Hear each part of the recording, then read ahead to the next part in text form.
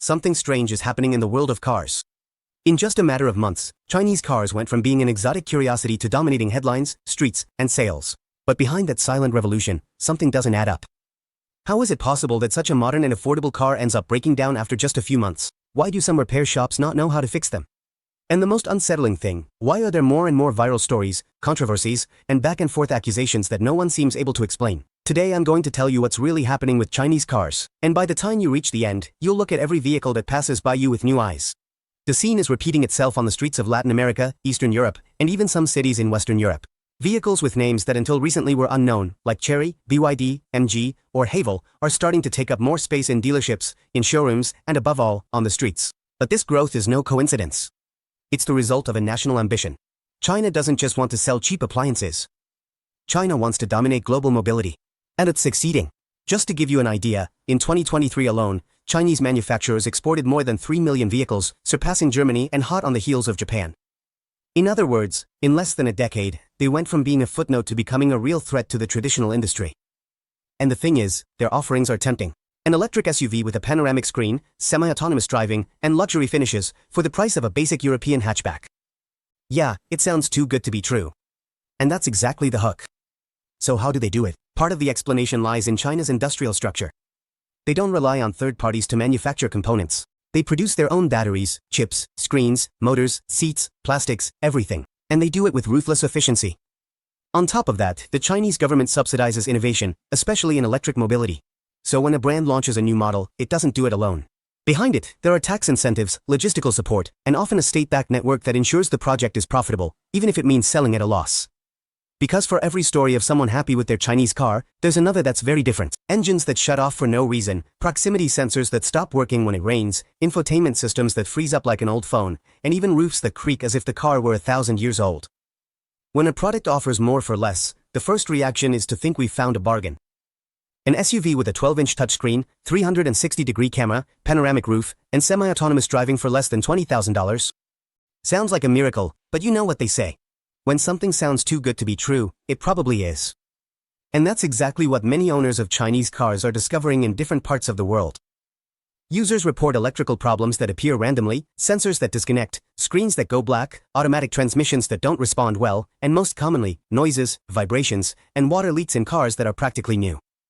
And we're not just talking about unknown brands. Even giants like MG, Chery, BYD, or Geely have received similar criticism. That doesn't mean all their models are bad, but it does show that consistency in quality is still a big challenge. Why do they fail so much? In China, brands compete on speed. They launch new models every year, sometimes with radical changes. There's no time for lengthy testing or detailed adjustments. What takes traditional brands 3 or 4 years to develop, Chinese brands can release in 18 months. But if you thought the product quality was worrying, just wait until you try to get it repaired. One of the big mysteries surrounding Chinese cars is the huge difference in quality between models, and even between units of the same model. And we're not talking about personal preferences or extreme demands. We're talking about people who bought the same car, in the same month, in the same country, and had completely opposite experiences. Unlike traditional brands that have very strict quality standards and established factories, many Chinese brands work with shared platforms, different suppliers, and outsourced assembly plants. That means the same model could have been manufactured under different conditions, with different parts, and under uneven quality controls. And here's something even more important, Chinese brands are constantly evolving. The model that was being sold 6 months ago has probably already been updated. And since many of these brands don't have decades of history or an established global presence, the traceability of their processes is very limited. If something goes wrong, it's hard to know why, and even harder to find someone who can fix it. Buying a car is just the first step. What really defines your experience as a user is everything that comes after: maintenance, warranties, unexpected breakdowns, and above all, customer service when something goes wrong. And that's where, in many cases, Chinese cars show their biggest weakness. On top of that, many models come with proprietary technology, software, sensors, and electronic units that lack international certification and don't allow open access for diagnostics. And all of this is no small issue.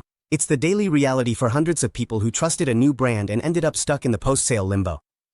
Many Chinese brands offer long warranties, 5, 6, or even 7 years. On paper, it sounds perfect, but in practice, that warranty doesn't always cover what you expect, or it becomes useless when the brand leaves the country or changes importers. Even in cases where the warranty does apply, the process is usually slow, confusing, and full of unclear conditions. This is a key point. Brands like Toyota, Mazda, or Renault have built their reputation not just on their cars, but on their ability to respond when something goes wrong. The service, the spare parts, the follow-up, the trust.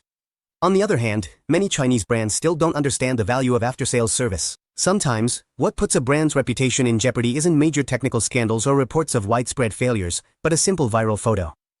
An image that spreads without context, that gets shared with alarmist headlines, and that plants doubt in millions of people with just a single glance. And that's exactly what happened with the phenomenon of the so-called pregnant cars. Even though the images were real, the conclusions drawn from them were completely wrong. What many thought was a serious structural flaw was actually a problem with the decorative vinyl wraps that cover some cars, especially taxis or commercial vehicles. And if that vinyl isn't properly installed or isn't good quality, it starts to trap gases between the sheet and the surface, forming huge bubbles like the ones seen in those photos. None of this affects the bodywork or the engine. It's a cosmetic problem, not a structural one. But that didn't stop the reputational damage from already being done. Many users, even without understanding the cause, started avoiding certain models just out of fear that they would bubble up. Up to now, we've talked about real defects, verifiable complaints, and viral phenomena. But there's a question that always comes up whenever Chinese cars are mentioned: why is there so much talk about them, and why is it so negative? Why do some isolated failures get so much media attention, while others, just as serious but from traditional brands, barely make the news? The answer, though uncomfortable, is simple: the automotive industry is a war. A war for money, for power, and for the narrative. For more than a century, the throne of the automobile has been contested between Europe, the United States, and Japan.